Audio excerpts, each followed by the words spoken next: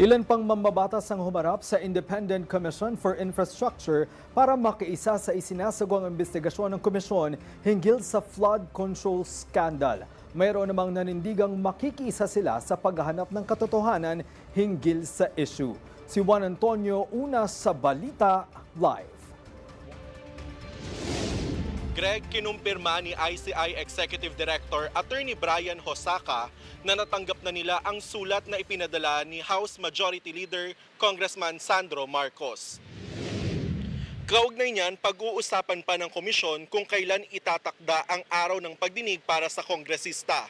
Sa sulat na ipinadala ngayong araw sa komisyon, inihayag ni Congressman Marcos ang kanyang kahandaan na humarap sa pagdinig at sagutin ang mga katanungan ng komisyon na magpapalabas sa katotohanan.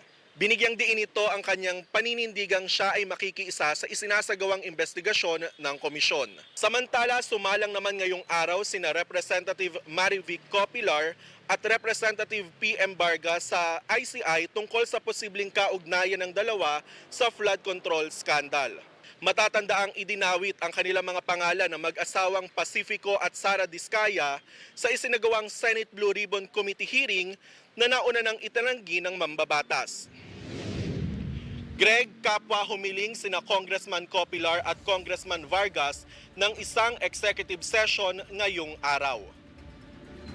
Yan muna ang pinakahuling kaganapan dito sa Taguig City. Balik sa inyo dyan.